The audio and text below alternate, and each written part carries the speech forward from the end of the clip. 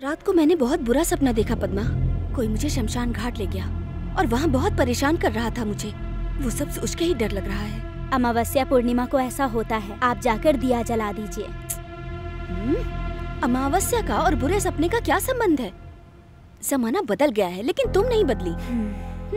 ठीक है, तुम्हारे मन की शांति के लिए मैं दीप जला दूंगी। ठीक है मैडम।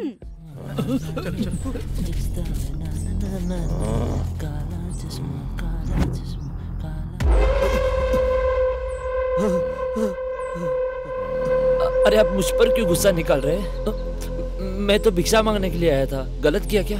भिक्षा नहीं, तुम्हारे गले में रहने वाला वो लॉकेट। लॉकेट? कौन सा लॉकेट? देखिए।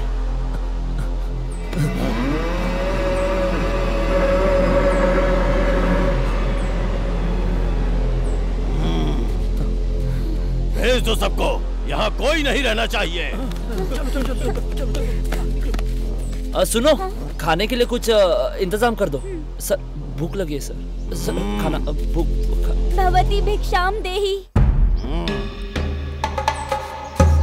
ये लो, सिर्फ विधवाओं का श्राप और अनाथों के आंसू है इसमें। इसके अलावा कुछ और है तो दीजिए। इसमें तो कोई दोष नहीं है, ले लो। खट्टा रहा तो खा सकते हैं, नीचे गिरा हुआ भी खा सकते हैं, लेकिन पाप लगे खाने को नहीं खा सकते। ईमानदारी से कमाया गया एक चुटकी नमक भी काफी है। वो है क्या? पत्नी का मतलब पति को सुख देना ही नहीं होता, पति राह भटक जाए तो सही राह पर भी लाना होता है। मैं आती हूँ माँ जी। मत आना कभी इस जगह पर दोबारा, कभी भी मत आना। मेरी बात मानो, सच कह रही हूँ, मेरी बात मानो। चली जाओ, जाओ यहाँ से, जाओ जल्दी। बताइए, उसने जो बोला है उसमें गलत क्या है? हमारे घर में ईमानदारी की कमाई की एक भी चीज है क्या? बताइए मुझे। औरतों को सर झुका के रहना चाहिए, सर उठा के नहीं। हाँ, भिक्षा वाली लड़की की बात सुनकर पहली बार मेरे विरुद्ध जाके बात कर रही है। यही अंतिम बार होना चाहिए। हाँ, मैं ईमानदारी से नहीं जी रहा हूँ, ईमानदारी से नहीं कमा रहा हूँ और ईमानदारी से मरूंगा भी नहीं। लेकिन इसके पीछे की वजह पता है? उस वक्त मैं 8 साल का बच्चा था, शास्त्र संप्रदाय के बारे में कुछ नहीं जानता था, धोखा अन्याय इन सब के बारे में कुछ नहीं जानता था। इस गांव में रहने वाले हर एक का मैंने दरवाजा खटखटाया, सबके पैरों में गिरकर बचाओ बचाओ चिल्ला रहा था मैं, लेकिन सबने मेरे साथ जैसे मैं गटर का कीड़ा हूँ ऐसा व्यवहार किया। मैंने अपनी जिंदगी में माँ बाप सबको खो दिया था, अकेला हो गया था। उन दिनों में मैंने जो आंसू बहाए हैं वही अब खून बनकर इस गांव में बह रहे हैं। आज मैं राक्षस बन चुका हूँ मानता हूँ, लेकिन उन दिनों में एक भिखारी जैसा जी रहा था। अगर आज मैं यहाँ पे हूँ तो इसी विद्या की वजह से, अपनी जान देने के लिए तैयार होने के बाद ही मैंने इस विद्या को सीखा। जो अपनी जान दे सकता है, उसके लिए तुम्हारी जान की क्या कीमत?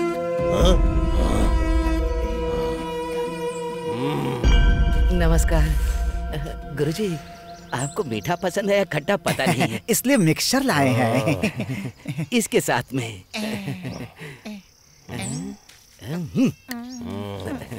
कल जो आप काम करने वाले हैं उसे जी भर के देखने की एक आखिरी ख्वाहिश है।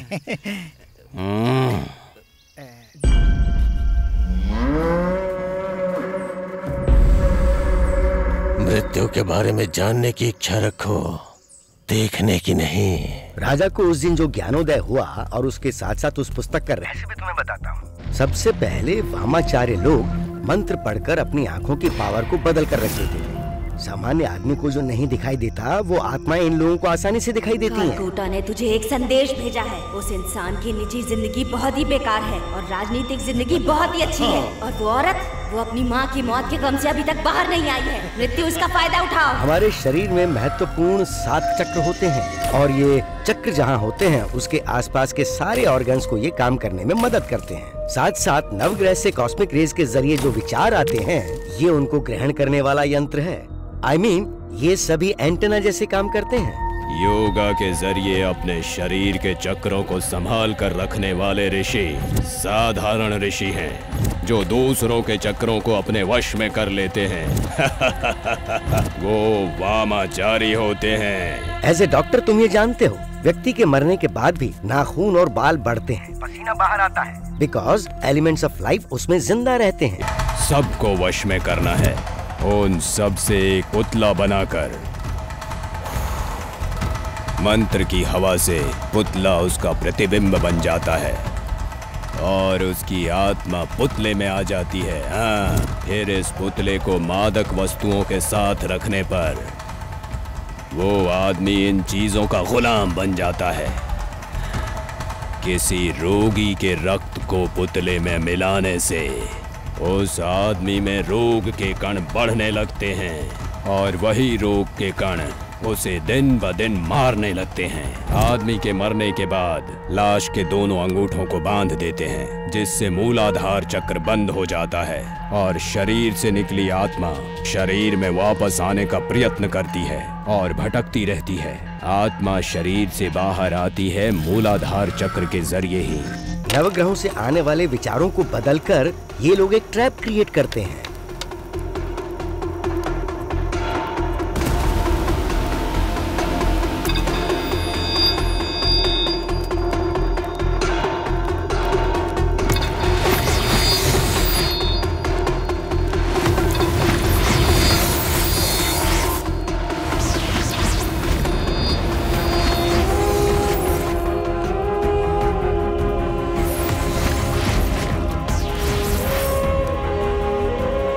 धन आ रहा है उससे दान धर्म करता रहता तो मैं जिंदगी कैसे जीऊंगी, इसलिए ड्राइवर के साथ में भाग रही हूँ। माँ के मरने से पहले एक बूंद पानी नहीं दिया, राजनीति क्या करेगा? राजनीति में अपना नाम बनाने के लिए तुमने हमारे लोगों की बलि चढ़ा दी। राजनीति में अपना नाम बनाने के लिए तुमने हमारे लोगों को बलि चढ़ा दिया। तुम भी तड़प तड़प कर मरोगे, बहुत बुरी मौत मरोगे तुम।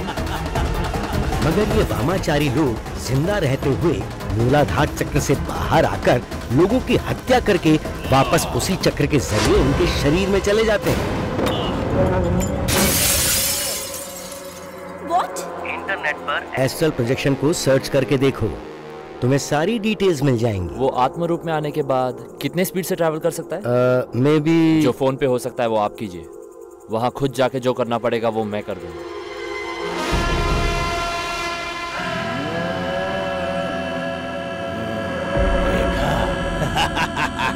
रात को मैंने बहुत बुरा सपना देखा पद्मा। कोई मुझे शमशान घाट ले गया और वहाँ बहुत परेशान कर रहा था मुझे। वो सब सोच के ही डर लग रहा है। अमावस्या पूर्णिमा को ऐसा होता है, आप जाकर दिया जला दीजिए। अमावस्या का और बुरे सपने का क्या संबंध है? जमाना बदल गया है लेकिन तुम नहीं बदली। ठीक है, तुम्हारे मन की शांति के लिए मैं दीप जला दूंगी। ठीक है मैडम।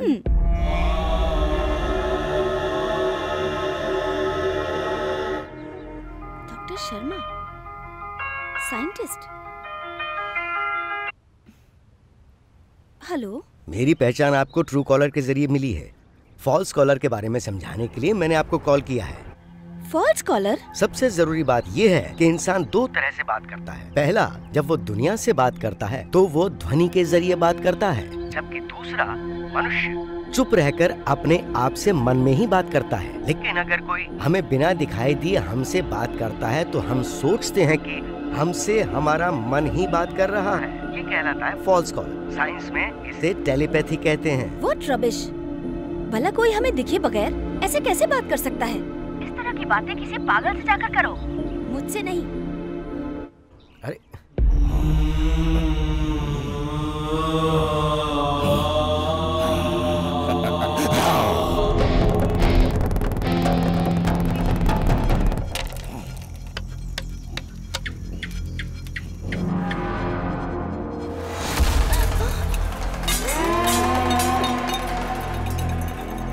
फिर से कॉल करके देखो। मैडम, बार बार किसी का फोन आ रहा है।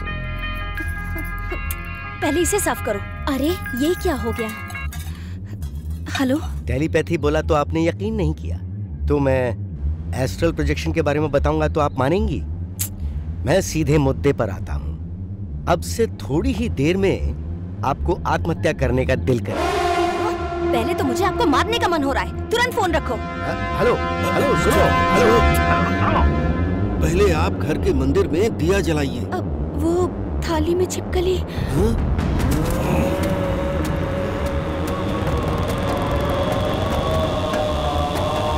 फिर एक काम करो, तुलसी के पौधे के पास जाओ और तुम वहीं पर खड़ी रहो जब तक मैं न कहूँ वहाँ से तुम हिलना भी मत। अब तुम्हें तुलसी ही बचाएगी। कल तक तो ठीक था, पता नहीं तुलसी का पौधा कैसे सूख गया, पता नहीं क्या होने वाला है। धन के ऊपर बुरी शक्तियों का प्रयोग किया हो तो ऐसा ही होता है, तुलसी का पौधा खराब हो जाता है। दिन रहते हुए भी दीपक बुझ जाता है। घर की दहलीज पर लगा तांबे का सिक्का भी जंग खा जाता है। एक्वेरियम में पलने वाली मछली पूरी तरह तड़प तड़प कर मर जाती है। कोई भी काम करने से डर लगता है, घुट घुट कर रोने का मन करता है, पूरा शरीर कांपने लगता है। और ये सब बुरी शक्तियों के प्रयोग का परिणाम है। रेखा, रेखा, आओ रेखा, आ जाओ, आओ रेखा। अपनी माँ को देखने का मन नहीं करता है बेटी? आजा। रेखा, आ जाओ बेटी। अपनी माँ से मिलने का दिल नहीं करता क्या? आ जाओ बेटी, मैं तुम्हें अपना बनाऊंगी। आओ ना बेटी। आओ रेखा। बस एक पल का दर्द होगा। बस एक पल का दर्द होगा। ये फिल्म राजनीति कुछ नहीं चाहिए। इस दुनिया को ही छोड़ देंगे। आ जाओ, चलो मेरे साथ।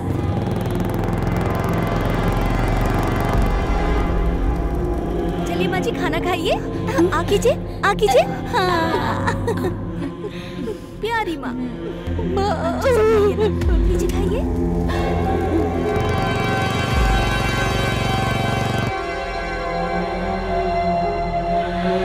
जब शबरी ने बुलाया तब श्री राम जी गांव में आए। मुझे नींद आ रही है। चलिए आइए, मेरी प्यारी माँ।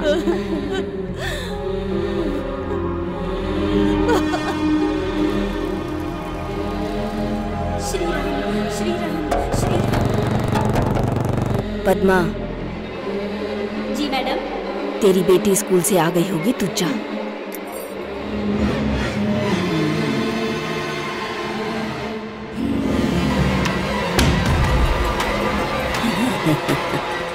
आजा बेटी, आजा बेटी, आजा, आजा मेरी बच्ची।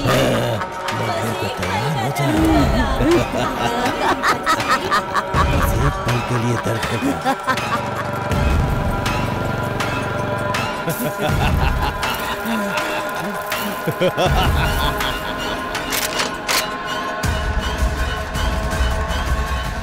बस एक पल का दर्द होगा। माँ, मैं आ रही हूँ।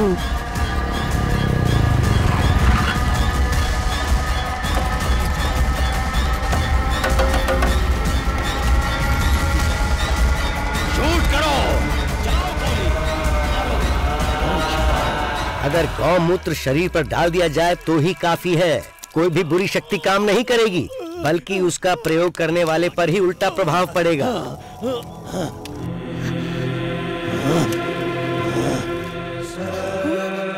कौन था? कौन था वो?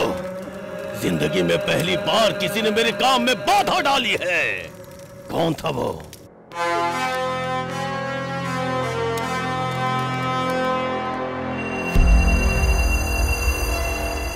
इस तरह के वामाचारी लोग कहाँ हैं? उनको कैसे शिक्षा दे सकते हैं, इसके बारे में आपको सोचना होगा। Specially this fellow. Okay, thank you.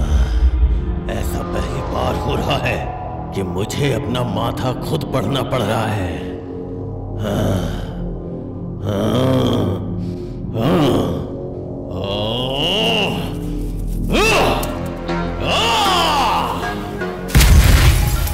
रंसूरोना रंधोबा।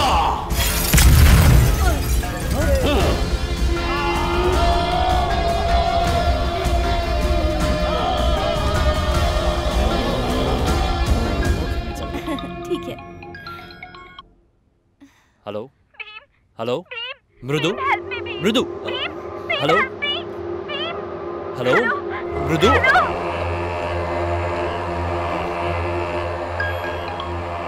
पापा, पापा, क्या हो रहा है? पापा, चिरंजीव है।